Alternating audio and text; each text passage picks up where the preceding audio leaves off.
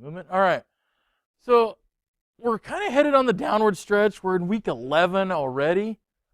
It's frightening. We're what now? 3.5, 4 weeks out. Not very long until the end of the semester.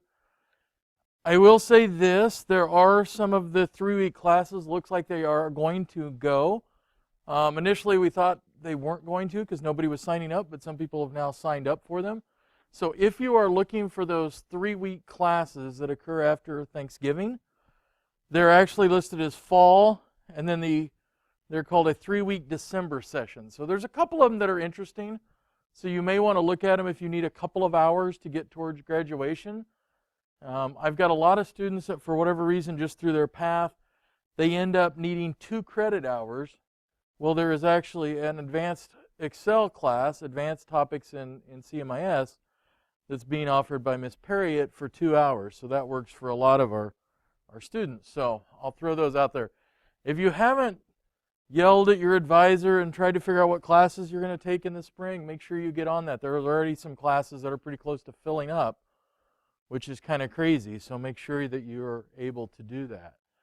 All right, so let's talk about network risk management.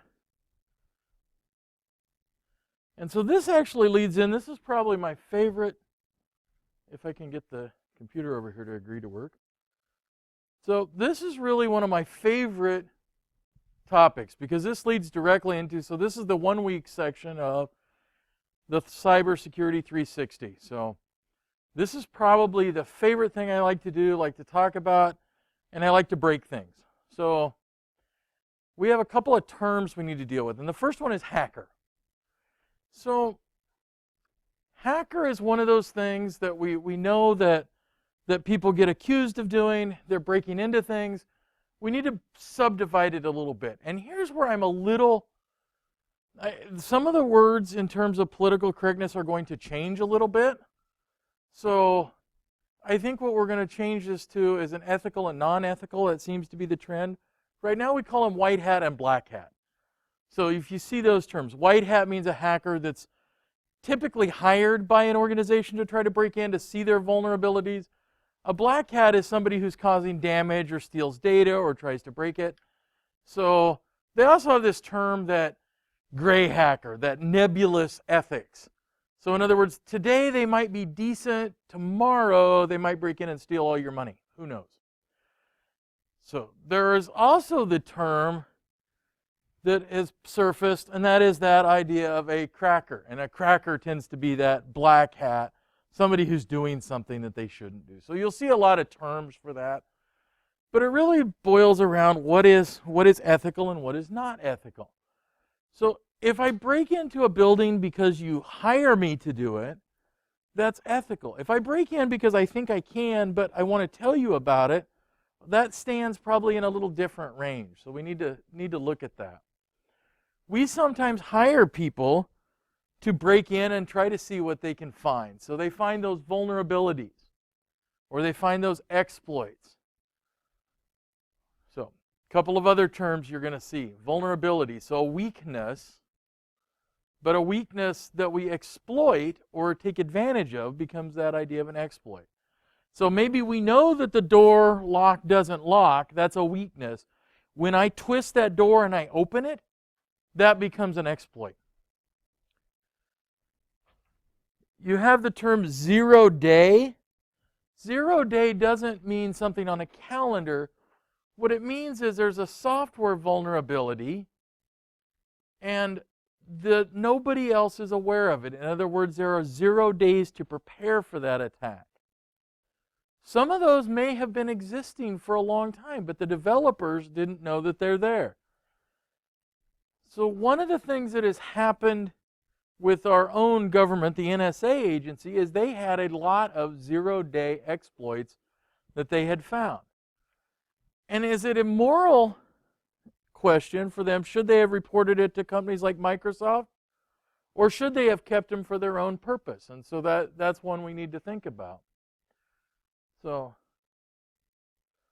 a lot of times we leverage one opening and then we go in and we exploit other things that are open.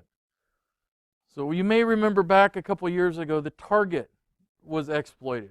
their point of sale system was compromised, and 150 some million records were exposed. Credit card records, personal data. They didn't get into it by an employee. They didn't get into it by hacking in any other weird way other than they came in through the air conditioning controls. That was their entry into the system, was in through a thermostat, essentially, through the HVAC controls. They were left unsecured, part of the normal network, and it created that issue. It let them in, they got into the door, and having been in some construction projects where they installed HVAC controls like that are IT controlled, I saw that. And one of the things that the companies did was they put in their generic username and login for every one of their customers.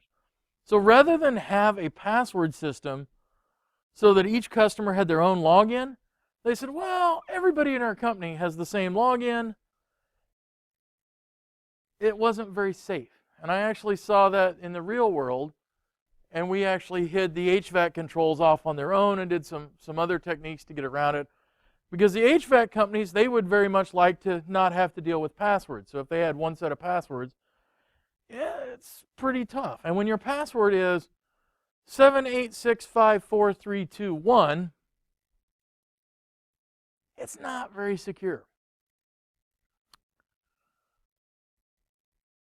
So we can get in through all kinds of cyber attacks, but the best way that we actually get people and get into companies is through people. People will want to give us information. So we know that we can use something called social engineering. In other words, we try to artificially get you to act in a certain way or give us information. And quite frankly, around here, one of the great things about the Midwest is everybody's friendly. One of the downsides about the Midwest is everybody's really friendly. And I have participated in some of these where we looked like we belonged in the business. So we had on a jacket that said AT&T, for example. And you walk in with a clipboard, and you'd be amazed how far people will let you get into their network and into their system. So a lot of other things in here. So we have the term phishing that you're going to see. Phishing are those emails. They're trying to get information out of you. Things like, hey, your credit card has just expired. Or, hey, your chemical bank was compromised. Log in here. So you'll see that as a term. Baiting. So baiting is the idea of we're giving you something and we entice you to throw it in there. So last year we talked about baiting in cybersecurity class, and one of the ways we do it is with flash drives. People are remarkably cavalier sometimes, and so if I take a flash drive, I can put a script on it, and I can do that really cheaply, and I can then distribute them, throw them out in a parking lot, a couple of them. People will pick them up and go plug them into that network. And I actually had, I'm gonna pick on Michael, Destiny. So we had a student in there last year, and Michael says, no, I'm working for an IT company, and I work at a hospital, and these people really wouldn't do that. And I looked at him, and I said, well, shall we bet on that? And so he took a flash drive, and he didn't write a script. He just had some information on it. And he dropped it, and they immediately plugged it in to try to figure out whose it was. And he came back very like, oh, yeah, they really would do that, wouldn't they? Yeah, people will do those kinds of things. So it's a way we get people to do things. Quid pro quo is the idea that I give you something, you give me something back. And our brains, it's part of that social engineering, our brains do something weird. Even if I give you something as simple as a Coke, you tend to want to reciprocate that to me. And so sometimes that reciprocation becomes very critical about how we deal with that. Tailgating is simply when you walk through a door, come up with a box in your hand, big business. You see employees outside, they're going through the door. You come up with a box in your hand. Hey, can you just hold that door open for me and I'll walk in right behind you? It's called tailgating. You don't have a card swipe or an authentic one, but yet you managed to get into the building. And people, again, are really, really helpful. Really want to be helpful. You got a big box, looks like it's heavy. Now you just got in the door. So most companies, although it gets broken fairly regularly, say no tailgating. And you'll see that on door signs.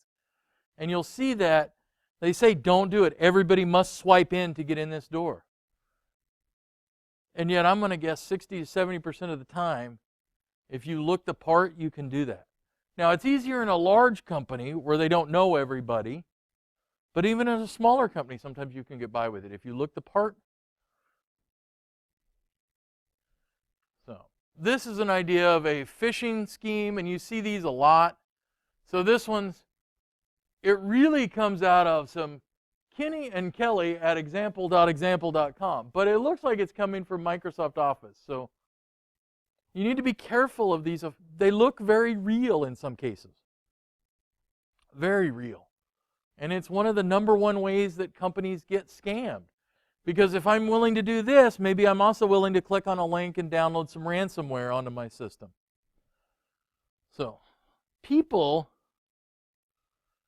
are one of our biggest problems.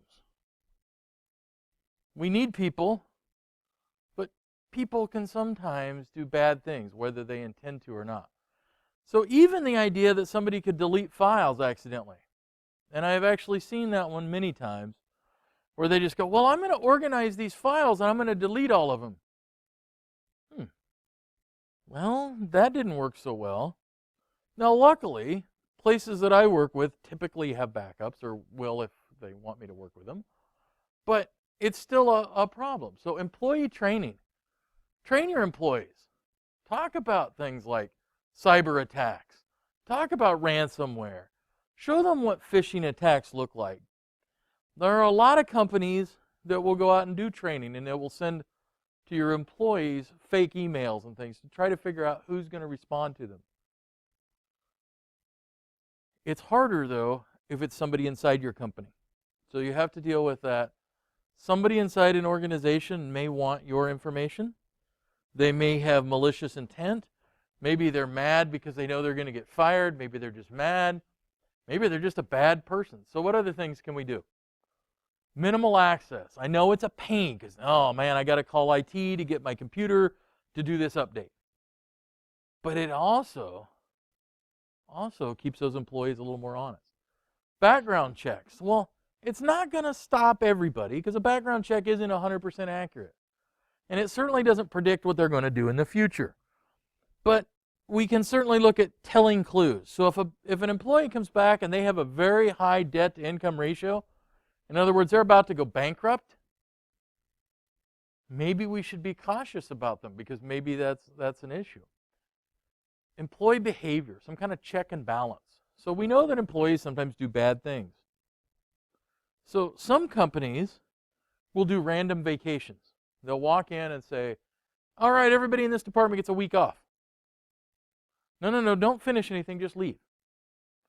Because then if they have an ongoing scam, we can reveal it. So especially that happens in like accounting offices where they're dealing with payroll and incoming and outgoing invoices and checks and those kinds of things. So that's a fairly common technique. Or forced vacations so that you know that they're gone, so that those kinds of cycles. So we may also put in some kind of system, and it's very expensive, but we monitor for data going in and out of our system that is our key data. So here we might look for, if we're suspicious that somebody on the inside is moving out data, exfiltrating data that's got student IDs and trying to establish credit information, you might have a system set up where it looks for pertinent data, so PCI data, personally identifiable data. We need to be careful with those. And it's probably not something our skies of organization here at Peru can undertake. But it's getting closer. So I said earlier, we talked about MAC addresses, and that's that burnt-in, hard-coded address inside of your computer on every network device. And wow, wouldn't it be great if we could use that? Except we can spoof those. So if we attack with a impersonalized or we change a MAC address, we can actually pretend to be somebody else. It's not very secure. Great. We also have this idea of denial of service attacks or a distributed denial of service attack. So they're nothing more than a ping. And we can actually do one. So if I decide I want to take out the server here in my closet, and I can do a ping. And a ping sends a message. Let me put it over in the right window here. So a ping does nothing more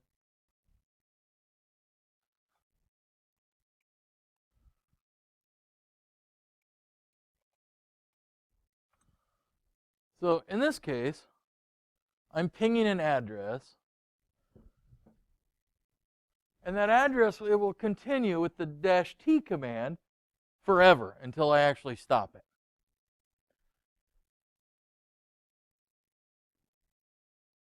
Well, that's a denial of service attack because it's taking resources each time. And so one computer, it would be hard to bring down a typical server. However, if I have that idea, that distributed denial of service attack, in other words, I have computers all over the world, maybe 1,000 of them,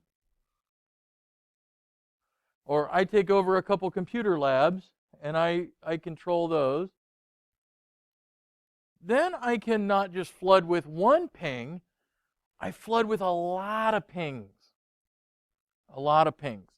And so there's a lot of variations of this idea. So one of the ideas is we have zombies, in other words, computers we control all over the world. I can actually rent those on what we call the dark net, or in some cases IRC chat relay, where I can see them, and I can rent them by the thousand. There's actually websites you can go to and have a website taken down for payment. So it's become a business in some sense. So I can do a reflector attack. In other words, I'm using other computers that aren't even infected, that I don't control, to bounce those ping requests or those denial of service attacks off of. And then I can do something called an amplified attack. So a ping just sends a packet of data and it has a very small packet back. But if I can get that server to have to send me more information back, then I'm actually amplifying it. So I send one ping and it has to send a lot of information back. That's something like a send packet flood. Because that computer, so here's the idea, the computer sends a synchronization packet to that web server. That server says, oh yeah, you want to synchronize with me, I'm going to send messages back, and I ignore them. And it will keep sending them back multiple times to try to synchronize with me. So now I've amplified that. So I send out one packet and I get 5 or 6 back. So it's that idea, that amplified attack. So now that server can only respond to so many requests at a given time. I've tied up those resources.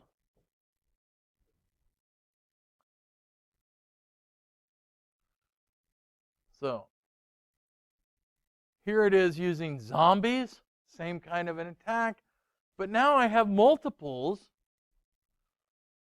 So I have a send flood attack using multiple attack vectors. And so we know that those servers are going to have a limit. I would estimate that on our college campus, our website, and some of our resources, if you had 500 zombies out there, you could actually probably bring our website to a grinding halt. You can bring bigger companies to a halt.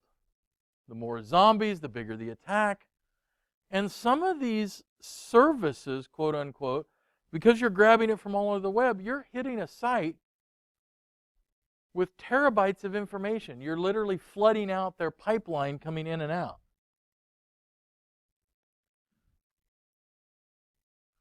So here's where we do echo requests. So there's a lot of different variations. It's really that idea, we're taking up all the resources of the organization So here we have those spoofed DNS records we're trying to ask for. So there's a lot of challenging environmental issues we need to think about. So there is even the advent of some technologies. We can attack a computer and we can cause damage to it. So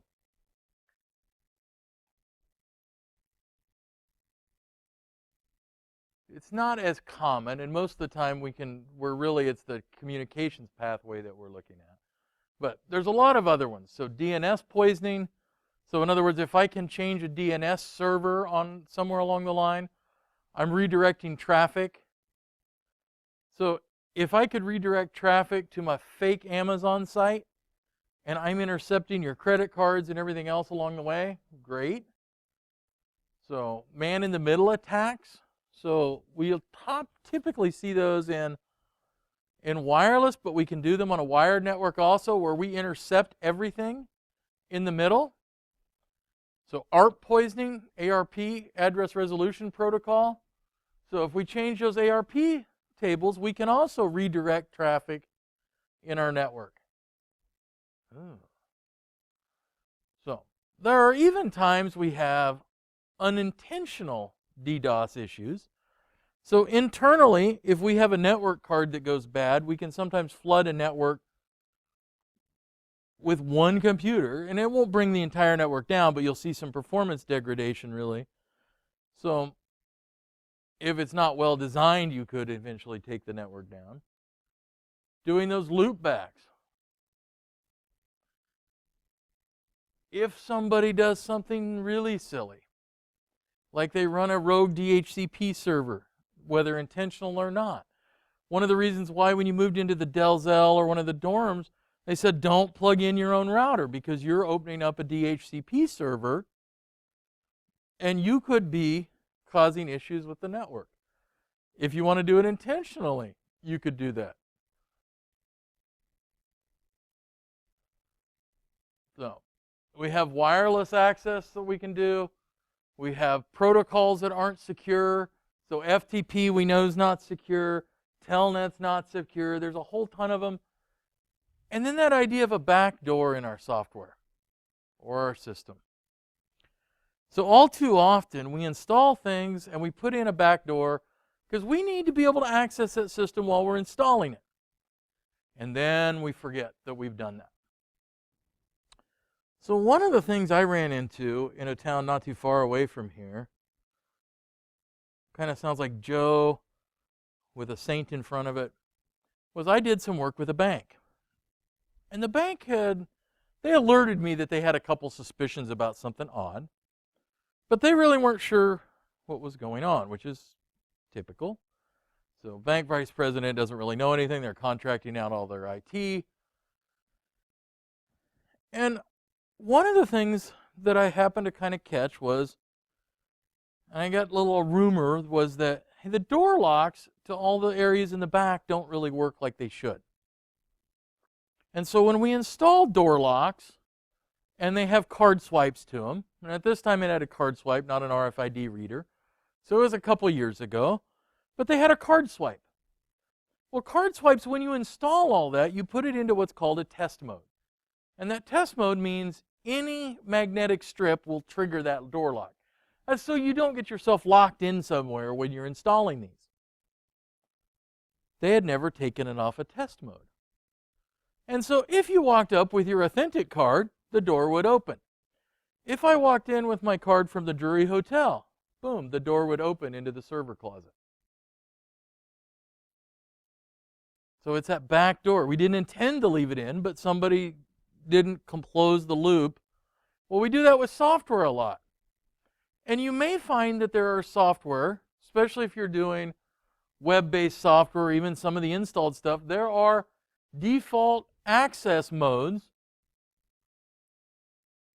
And if you don't turn those off and make sure those are cleared out, that you're going to have some issues with those. So with databases, weirdly, one of the things I tend to type in just to try is always the phrase Scott and Tiger. Because for years on the Oracle sample databases, that's what was the username and the password. If those aren't turned off, that might be a way to get in. It's a backdoor, a security flaw in. We use them for getting into a system, but we need to make sure that they're turned off when we're done with it.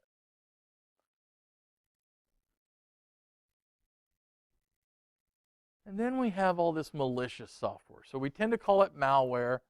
So we lump everything together. So there's viruses, Trojans, worms, bots, ransomware. Malware just means bad software.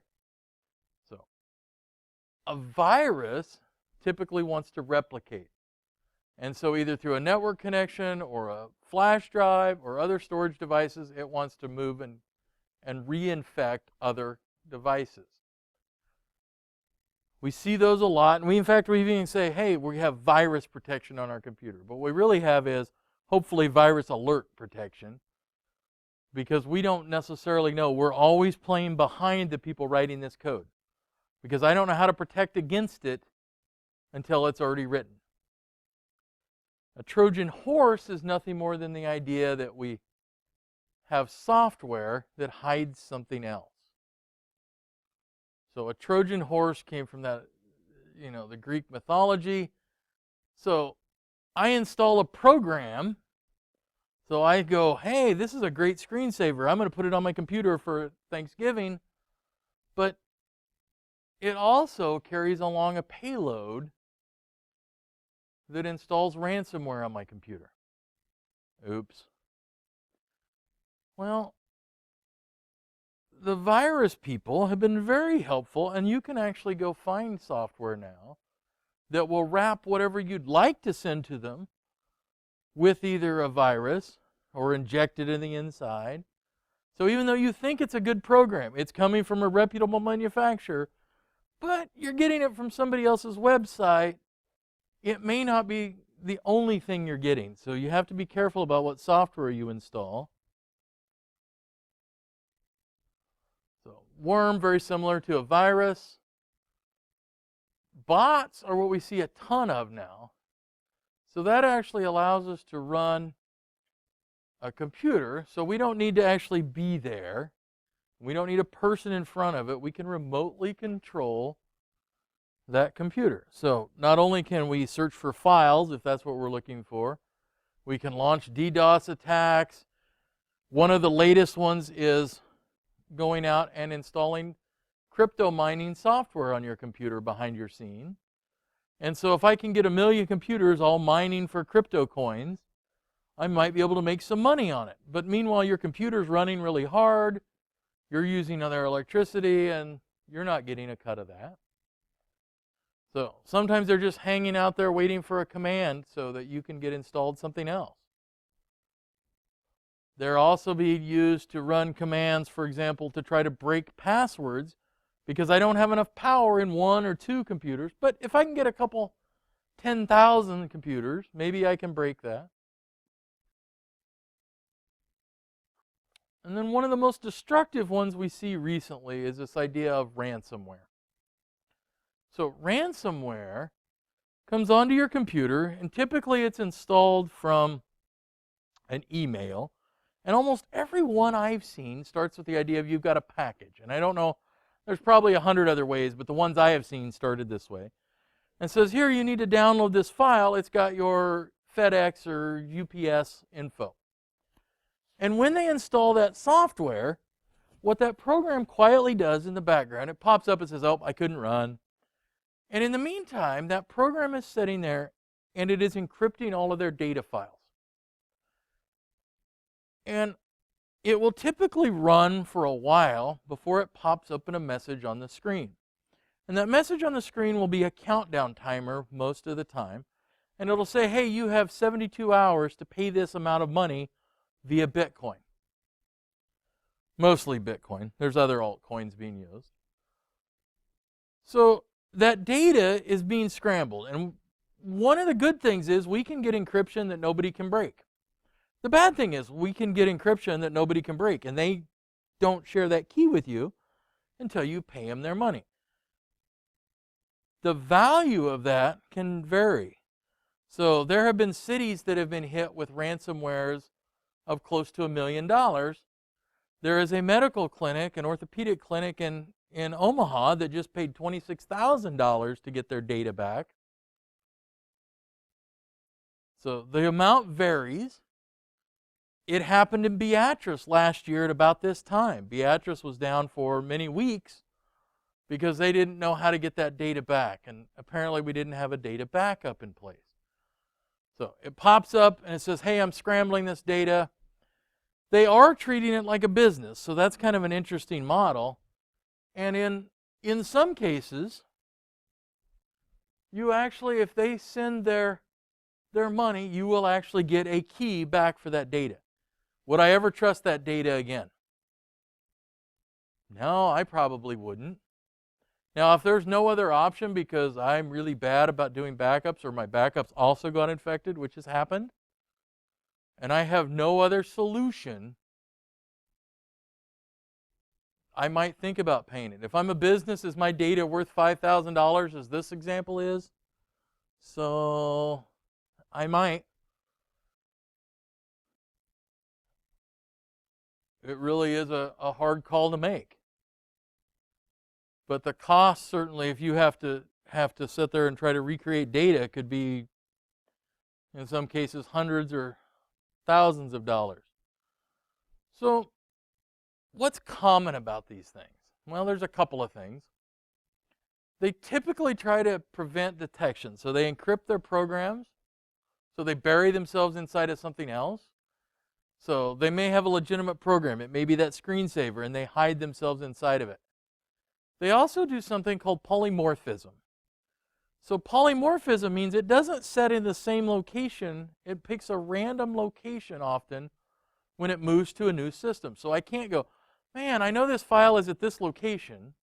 So even the names will change, the locations will change. They're very sophisticated, some of the latest versions. Quite frankly, what I tend to tell people is if they get infected is, consider that computer done.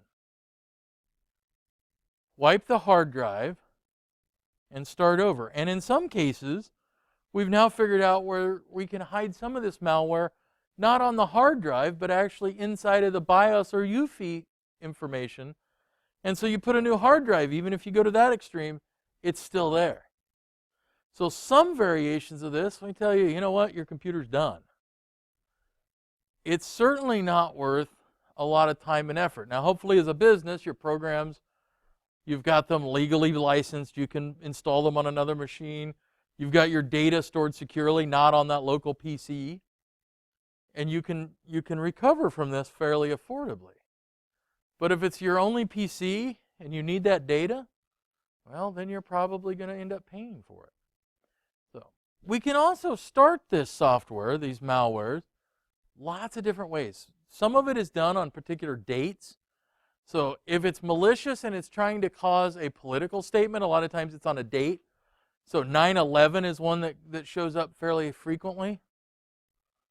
So it can just sit there until that date or time or event triggers it. So certain conditions are met.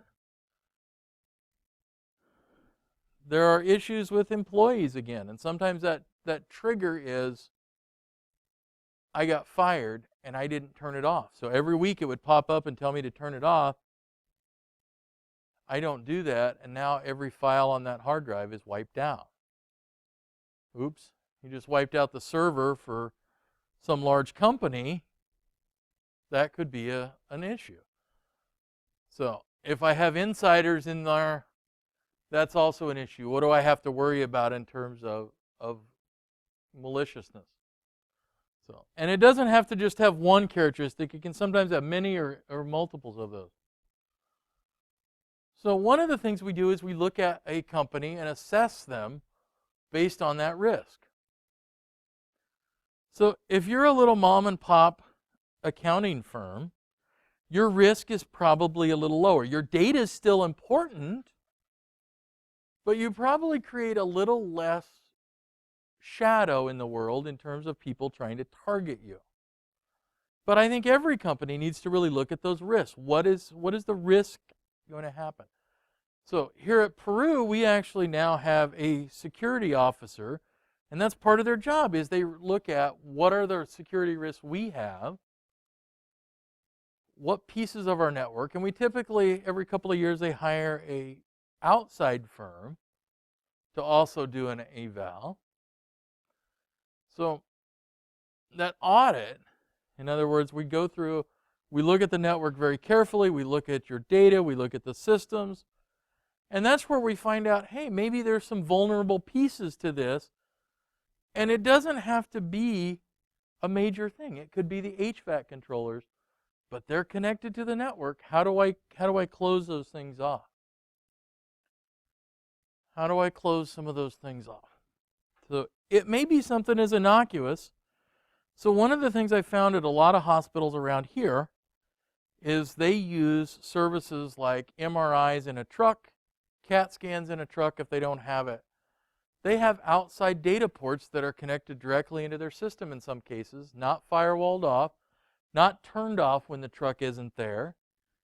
And so in a couple of places, I have been able to set outside and plug in a device, a small computer, runs on battery for a while, and been able to penetrate their network from outside of that company, outside of that building. And even more disturbing, at a couple of sites, they even caught it on camera that I'm installing something and there's a backpack laying by, and nobody really bothered to check it out. Now, had they checked it out, they would have found a letter in there, but nobody bothered to check it out. So it's, how do I find those particular things? So we want to look at, and we do some scans. So if you hire a company to do a posture or a vulnerability assessment, so I want to see what can happen in your company. There's two different types of attacks. So authenticated, in other words, I'm an insider. I have an access to your system of somewhat. I'm a user in there. Or a completely unauthenticated, in other words, they don't have any way in to start with on the network. So they simulate two slightly different attacks. A lot of times we will do these red team, blue team. So red team is the attacker, blue team is the defender. So we will set that up and try to see if we can figure out how to defend that network, and we can also attack that network. So the other term you might see is something called penetration testing. So what is the network vulnerability?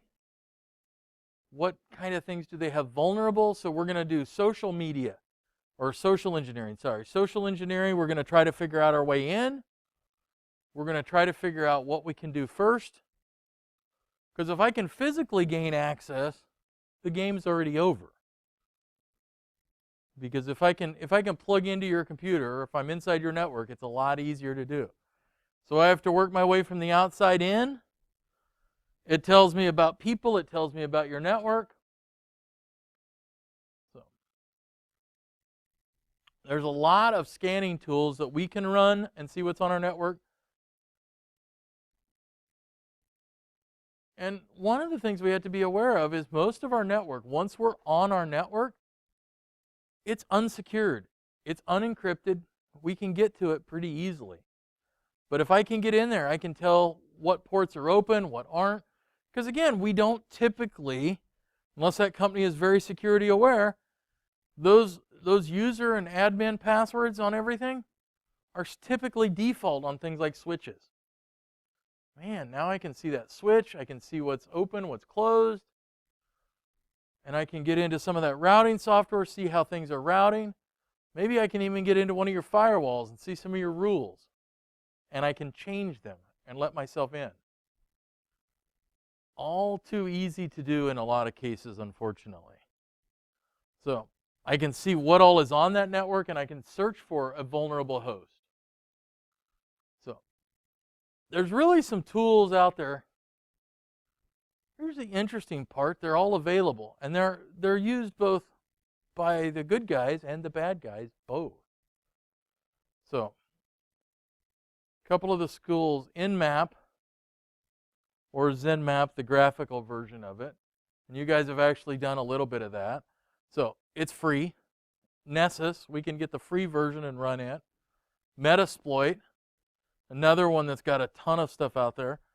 You can actually get an entire operating system called Kali Linux. And Kali Linux is nothing more than a penetration testing setup in a box. Well, good thing is we can use it on our network. The bad thing is those same tools can be used by others to try to exploit us. So we have to be careful what we're doing. But these are some of the tools out there. And in fact, your book then has you doing in a simulation one called Advanced Port Scanner. Similar type of tool. We'll go through and scan our network. So in this particular case, they're using Metasploit. And Metasploit's found, hey, look, here's a default admin and login for one of the devices. So that SMTP, that simple network management that we use, isn't very secure. And so now if I have a way onto one of your firewalls or your routers, well, now I've started to create those holes in that network, and I can start to penetrate it. What's really scary is the length of time people are in there. It's usually not, hey, I found a hole in your network, I'm in there, and then it immediately gets discovered. They typically are in your network for 6 to 9 months. So all of your data gone, information gone, personal information gone, login information gone, passwords gone, your business procedures gone. So now I've been in there 6 to 9 months, I know how your business works. I want to fake an email from the president to the CFO about a wire transfer for $10 million. I now have those skills and those tools to be able to do that. And so that's where those much larger attacks tend to happen then. So I've used social engineering, I've got information about them, and I combine those all into one big attack.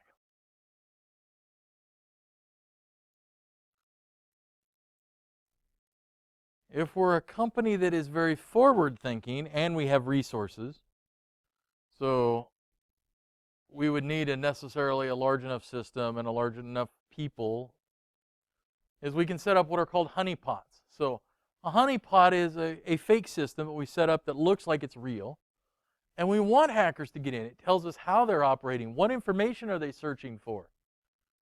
So a honeypot or a honey network is actually, we're trying to hack the hackers, if you want to think about it that way. We're trying to figure out what they're looking for. So we know that in a lot of cases what they're looking for is medical information, not credit card information.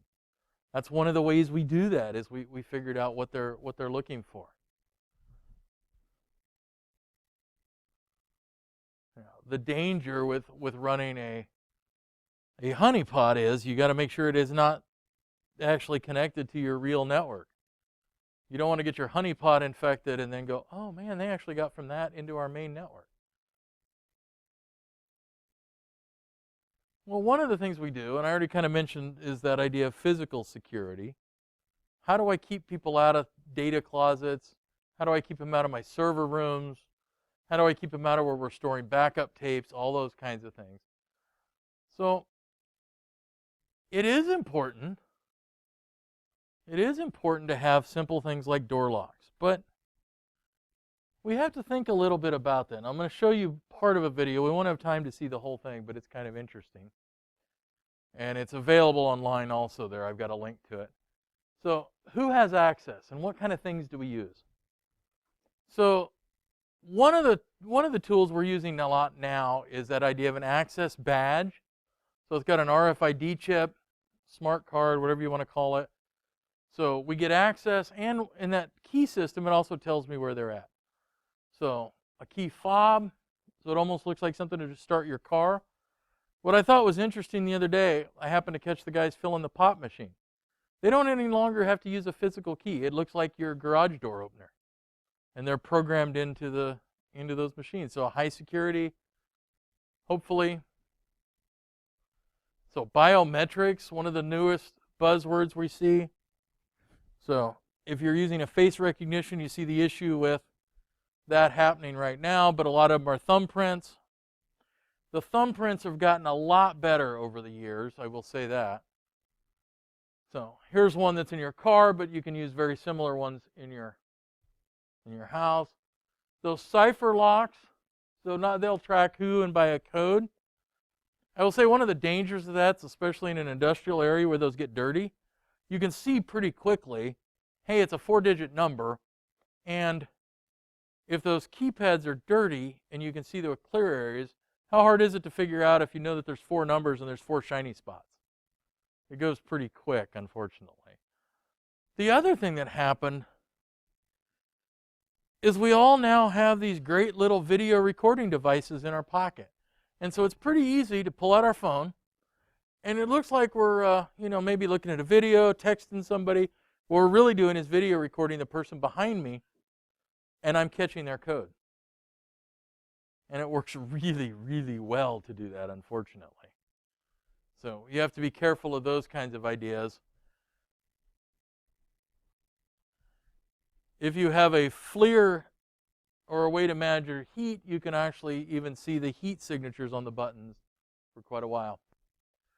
So this is that idea, that badge reader. So we try to figure out who goes in the data room, who's in the offices, who has access.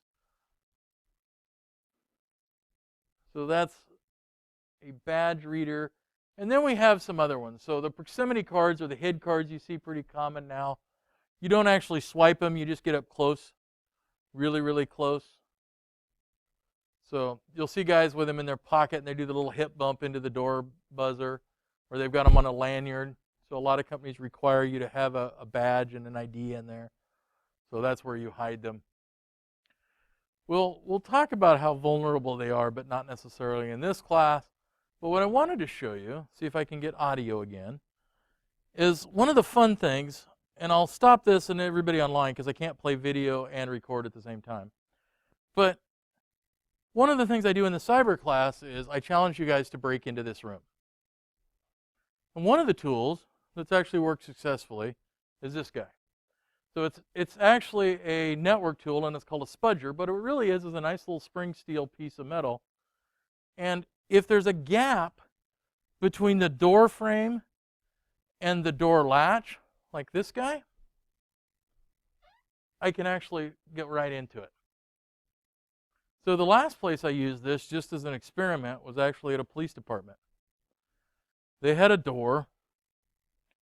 It's where the public can enter, and it's supposed to be buzzed in. But the way they built that door has such a wide gap that, quite frankly, I could have used a screwdriver to pop it. But I happen to have one of these in my pocket, and I just reached in, popped the lock, and walked in. So we will actually challenge you guys in Cybersecurity 360. We actually show you a couple other ways. And so this physical pen testing is kind of a fun tool. There's some fun ways we can break in. So I will show you guys in class things like an under door hook. So in this room, we can get in with an under door hook pretty easily, pop the latch.